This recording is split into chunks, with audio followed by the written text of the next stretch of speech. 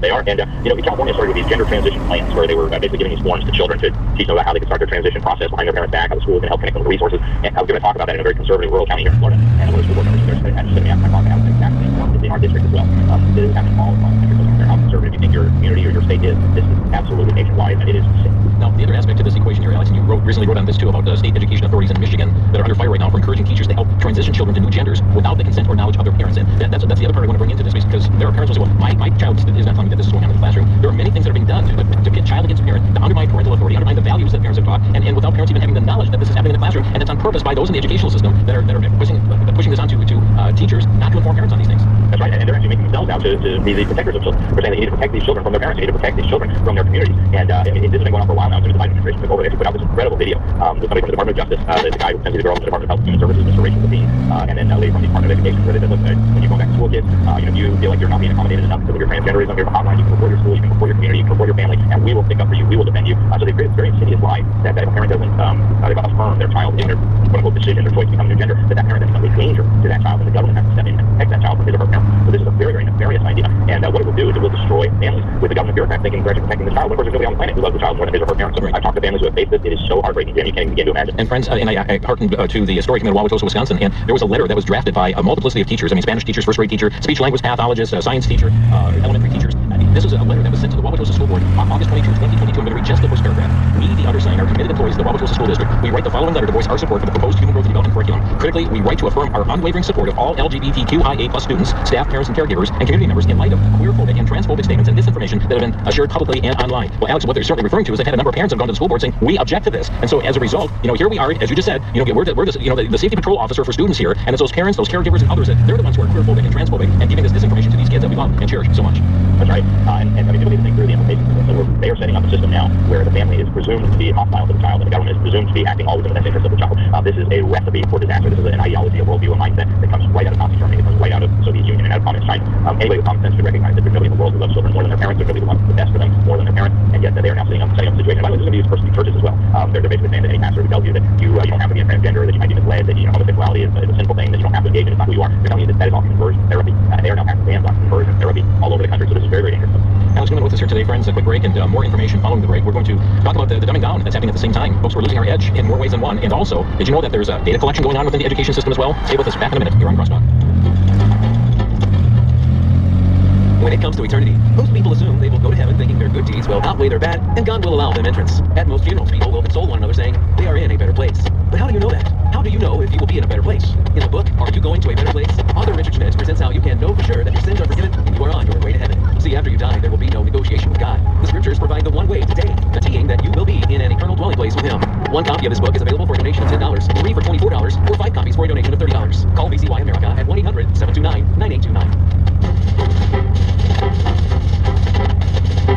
Behind School Doors, our topic today. Alex Newman is our guest, and Alex has poured much research into this issue, and it's been going on for years. And certainly is concerned as to what's going on, but he goes back into the very historic roots of the government education system, and you can read more about it in the book Crimes of the Educators, available at libertysentinel.org or through Amazon as well. Alex, the other aspect that is we're seeing take place, and some of them are attributing this to the shutdowns that happened during COVID and so forth, but there is a real, literal dumbing down that is taking place that is not just attributed to the COVID shutdown, but it's been going on for quite some time. Tell us about that dumbing down.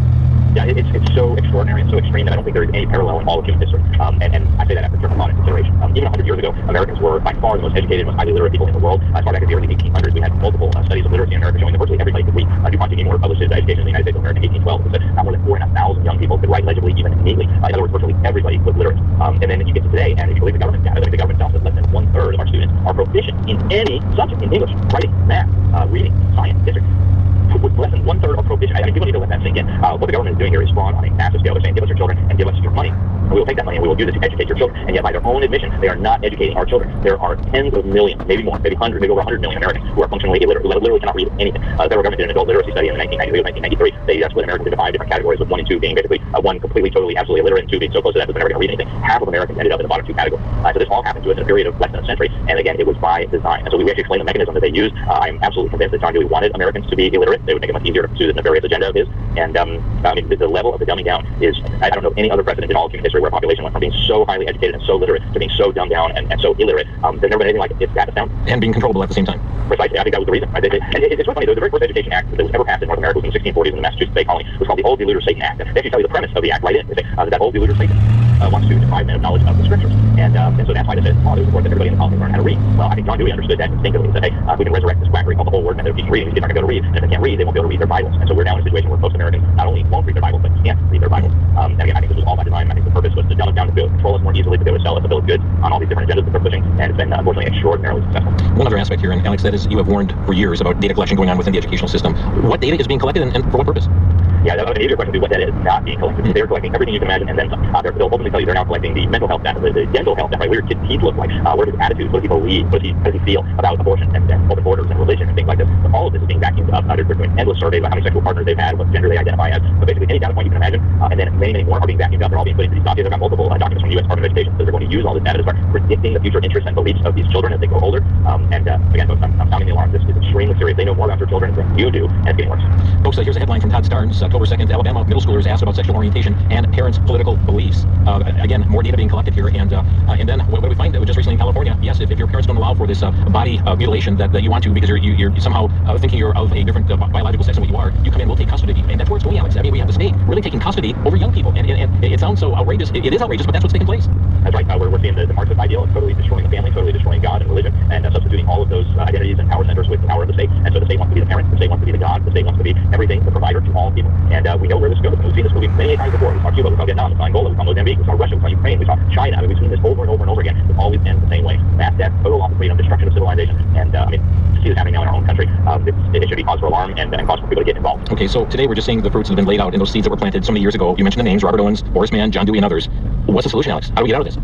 I think it's of all things, we go back to the Word of God, and the Word of God very clearly delegates responsibility over the raising, upbringing, discipling, training, educating of children to the parents from the beginning of the Bible all the way to the end. You go to Deuteronomy, read Deuteronomy chapter 6, Deuteronomy chapter 11, read Ephesians chapter 6, verse 4, and over and over again, you see the responsibility for the educating of children squarely put on the parents' shoulders. This was not something that we had the right to delegate to Caesar, right? That's not the liberty that God has given us to say, well, yeah, you gave us responsibility to raise and train and educate our own children, but we're just going to let Caesar do that. That was a very, very bad idea. It's hard, and I think we need to make a course correction here. A lot of people don't realize most American children were not in government school until after World War I is when the real shift took place. So this is a system that's been with us for about a century. There's no reason why it should be perpetuated, and I think for Christians, the answer here should be absolutely clear. We must get our children out of the public school systems. We must get them into the safe sanctuary home schools and Christian schools that are not dominated with these anti-Christian ideologies and worldviews. And I don't think that's something that's optional. I think it is absolutely mandatory. So we've actually created a ministry to help with this. It's publicschoolexit.com. If anybody needs some help trying to get their kids out of the system, we can provide that there. But I think it's one of the most important struggles facing the church right now. And the church really play a major role here, first of all, in teaching what the Bible says about education, in teaching what is going on in the government schools of America, and then in helping build life ramps for getting these families off of the sinking Titanic that is the government education system. Whether that be setting up a homeschool co-op or making a scholarship fund or organizing a Christian school, every church can play a part in this. And I think God's people really now, not now yet, must find a way to do that as quickly as possible. Can you give us that website again?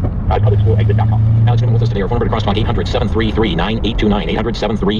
800-733-9829. Perhaps you agree, perhaps you disagree. Maybe there's something Alex has said today that hey, wait a second, let's back that up here. Give me some more information. Again, our number to Crosstalk 800-733-9829. Alex, another story that you covered on Liberty Sentinel not long ago, one of your writers there indicated about the U.S. military and school kids subjected to New Age spirituality education. The whole New Age aspect and this, this mystical stuff going on is something that's front and center in many an education system. Yes, it is. The New Ageism is now pervasive throughout all this, and now they're not just doing it to our school children, to our kids in public schools, they're even doing it to our men and women in the armed forces. So. Yeah.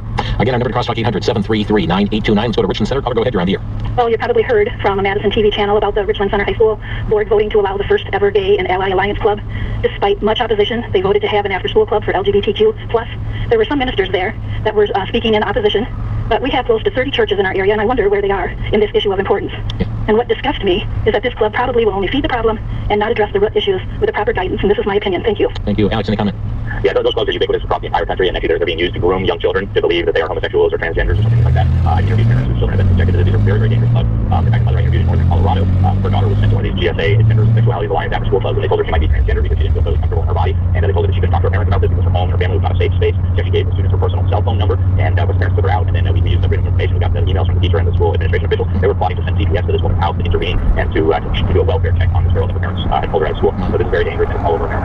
We've got Terry in Working, South Dakota. You're in the air, Terry. Hi, I just wanted to make a comment about the dumbing down that Alex was talking about. We have a ministry in our town to foreign students at the local university, and most of them are master or PhD level, and so we always go to the graduations, and it astounds us when we sit and watch the students pour across the stage, and maybe 10 of them are American. Mm-hmm. And so, you relate that to the dumbing down? I can get that connection. They're not going on for these master's, PhD programs like all the foreign students that come through. Okay, so you're talking about the young people there, like in the community, are not going on in their studies. Right, Okay. right. Well, thank you. I just think it's interesting. Okay, thank you for raising that, Alex. Yeah, and that's very clearly in the data as well. What we see is that American children are falling further and further behind their peers in other countries. Now, the same phenomenon with Downey County happens in other countries, but nowhere has it been as extreme as in the United States. America used to be number one across the board. We're now pretty much at the bottom. You can keep our rankings, which there's some question about that, but it's very alarming. Alex Newman with us here today on Crosstalk. We'll come back to more of your phone calls in our next segment on Crosstalk. We're discussing today the topic of behind school doors, and we'll be back in just a minute here on the BCY American Network.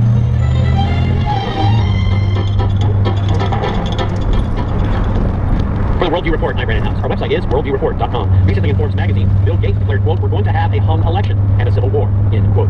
Why would Bill Gates say this? Bill Gates, of course, is one of the deep staters famous believe and is well plugged in to many globalist organizations, including the UN. Why all the narrative about violence surrounding the U.S. election? Now, U.S. Senator Susan Collins has come out talking about her fears of the physical safety for members of Congress. We also have a bulletin coming out reported by CNN to the Department of Homeland Security that is, well, possible violence on election day. Why are they laying this narrative? My friends, apparently the globalists want civil unrest in America as they lead us into World War III in Russia with Ukraine. Indeed, we're living in the perilous times, the Bible predicted. This is Crosstalk on BCY America. Alex Newman, our guest here today, and a couple websites he has given out include libertysentinel.org, publicschoolexit.com. Let's go right back to the phone lines, and holding the longest, Kevin in Richland Center, you're on the air. Well, thank you both. When COVID shut the schools down, I was thinking about how these kids didn't have to face the guns later got kicked up again after school. So the thing is, Matthew chapter 18 children with graves. So we should be teaching them how they should get a hold of God. Kids pretty desperate in this world in the school system back in the 60s. I started in 1965, and that was a Tokyo school system up where I was guys, and I should go to the public. So he's right. The deterioration of the school system that took place along the industrialization of this country is an abomination for what's happening to children. Thank you very much for addressing this issue of teaching our children who they need to be listening to get home to Jesus Christ. Thank you, Kevin, for the call. Let's go next to Jim in Wisconsin. You're on the air, Jim. Yes, the thing that really hurts me as a Christian, raising a Christian family, it comes down to if the pastor's not addressing his issues, talking about these issues at all. It seems like my wife and daughter doesn't want to discuss any of it. It's just like, what's your view? Should the pastors be discussing these issues? Thank you. What role does a pastor have, Alex? So what about the church? Yeah, I think the church does have a very serious role to play here. I mean, the Bible explains very clearly what the responsibilities of the church are. One of the major responsibilities of the church is to equip the saints to be able to do what God has called us all to do. And so I think it begins with the pastor preaching the whole counsel of God. What does God have to say about the education, the raising, discipling of our children? And there's a lot in the Bible about this very topic, starting with the very basics, right? That the fear of the Lord is the beginning of wisdom. The fear of the Lord is the beginning of knowledge. He tells us in Proverbs 1:7 and Proverbs 9:10. So that needs to be the foundation of any kind of education that Christian children are receiving. The fear of the Lord, right? Without that, there's no knowledge and there's no wisdom being gleaned from here. But I think pastors really need to preach the whole counsel of God on this issue to their congregation, and then recognize that not all parents are going to be easily able to deal with this right away. And so I think that's what the body of Christ needs to step in and say, okay, we'll help you do it. Whether that be homeschool co-op or running a Christian school, setting up a scholarship fund, or whatever we need to do to make sure that these Christian children are going to get a Christian education, we will step in and do it. Again, I think this is a critical issue for the church to be dealing with. Martin Luther kind of got into the idea that the church should maybe play a role in educating the children, and I think that's okay. But again, I think if you read the Word of God, parents are primarily in charge of overseeing the education of their children. They are primarily responsible for the education of children. So yes, you can delegate some of that to the church, to Christians, but that education must be grounded in the Word of God, or it's a counterfeit, it's a fraud, it's false. And so pastors, elders, and churches have a lot of work to do here in terms of educating the congregation about what's happening in the schools, educating the congregation about what the Word of God says, and then helping to make it possible for these families to exit as quickly as possible. Thank you, Jim. Let's go next to Gail. Hi, Gail, you're on the air. Yes. Thank you guys for all that you do. I really appreciate it. I met Alex at a rally a couple weeks ago. I introduced myself as I spent 30 years teaching in Milwaukee Public Schools, and I could tell a lot of stories, and I can verify a lot of stuff that Alex has been saying. One of the things that bugged me the most, I think, is all those 30 years I made sure I followed the laws of not bringing Jesus Christ and not proselytizing into my classroom, and now, seeing what a lot of these people are getting away with, that really hurts me. When he talked about virtual data collection, I remember doing virtual for probably the longest in our whole state of Wisconsin here. I remember teachers and I would be saying, you kind of sell your life away when you get into some of these virtual platforms, and whatever they were, you had to agree to this, agree to this, agree to this, and a lot of times the kids had to, how do you feel today? I could talk a lot about the data collection, and thirdly, I have in front of me the packet from Milwaukee Public Schools in October 2016 with gender inclusion guidance that we were trained in, and I often said to myself, we have a lot of Muslims and a lot of refugees coming to our school. I don't think they agree with this topic for LGBTQ stuff either, so I just want to thank you guys for all that you do, and God bless you for helping me opening up my eyes now, and God can use me in different ways, so thank you. Thank you, Gail. Thank you very much. Alex, she lived and breathed with the very things you're talking about. Yeah, it's been incredible how many teachers have come to me about these issues and just poured their heart out and shared what they went through. And I think there is a great role of Christian educators within the system to be the salt, to be the light, to share the truth with students. But at some point, there's going to come a time, and it may have already come for a lot of us, that they're going to require you to do things that as Christians we cannot do, like teach children that they can mutilate themselves, like teach children that sin is good and that righteous behavior is bad. So at some point we need to be ready to obey God rather than men. And so for now, I tell Christians, if you want to go be a light in the public school system, boy, is it desperately needed. That's fantastic. But let's not send unarmed, unequipped child soldiers into the spiritual battle before they have been properly trained and discipled. So so much there. We have just a minute left. We're going to try and squeeze Josh in for a quick question or comment. Yeah, I'm at Waukesha. I just wanted to encourage parents to be on guard for double speak when they're trying to confront their children's educators. I had a conversation with my kindergarten child teacher saying that I'm not okay with my child participating in any yoga or transcendental meditation practices, and she just wanted to try and reframe it as, oh, we're just doing mindfulness activities, or we're just talking about things in a way that we can think properly. Tell you what, thank you, Josh. We got Alex, you're down to a quarter minute. Your comment there. Yeah, that is ubiquitous mindfulness education, yoga, again, all false religions are welcome to public schools, everything except the truth of Jesus Christ. So I encourage parents and pastors, open up the Word of God, see what God says, and then be faithful and obey. Thank you so much for having me on the program. Really appreciate it. God bless you. Thank you, Alex. Alex coming with us today, libertysentinel.org, publicschoolexit.com. We also had another caller we didn't get on, emphasizing parents getting involved with good news clubs at schools afterwards. Indeed, a way to reach young people with the gospel message. Our time is gone, folks, but we trust today's program has been an eye-opener and certainly a matter for prayer as well. Thank you so much for joining us today on Crosstalk. You've been listening to Crosstalk via satellite and the internet from VCY America. Views expressed may or may not be those of this station. For CD of today's program, send a donation of $6 or more to VCY Tape Ministry, 3434 West Gilmore Avenue, Milwaukee, Wisconsin, 53208, or download by RSS or podcast from crosstalkamerica.com. And join us again for Crosstalk.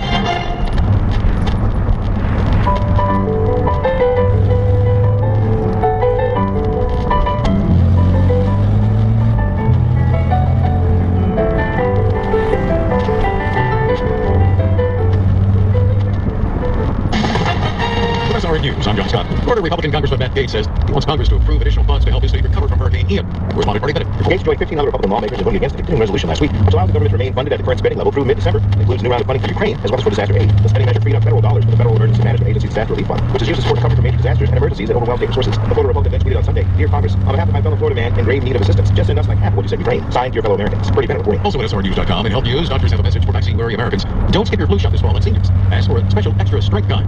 After flu levels hit historically low levels during the COVID-19 pandemic, they be poised for a comeback. The May close a nasty flu season just ended in Australia. The British government has been forced to abandon one of its major economic policies just over a week after it was announced. The Prime Minister and the Chancellor have been humiliated because yesterday Liz Truss was absolutely adamant that this was the right plan and that she was sticking by that controversial decision to abolish the 45p rate of income tax. I'm told that there was a series of meetings over the course of the day where it became increasingly clear to the Prime Minister and the Chancellor in their conversations that this just wasn't going to fly. BBC correspondent Nick Eardley reporting. Stock sharply higher, the Dow up 857 points, the Nasdaq 275 higher. This is SRN News. Hollywood unveiled the first major studio romantic comedy featuring an all-LGBT cast. We've come a long way from His Girl Friday and Roman Holiday. The new film is called Rose and features actors Billy Eichner and Elizabeth McFarlane as a couple in an R-rated production that will test whether large numbers of Americans want to go to the theater to see two men fall in love with each other. If the movie bombs, it's possible it'll be the last time that Universal Studios or anybody else spends so much money to make a statement. Michael Harrington is SRN News. Jews began marking Yom Kippur, the Day of Atonement, on Tuesday at sundown. Jews will pray and fast to demonstrate their remorse and focus on reconciliation. According to Jewish tradition, it's the end of this solemn period that God seals his decision about each person's fate for the coming year. Observant Jews reach out to friends and family they have wronged over the past year. This is SRN News.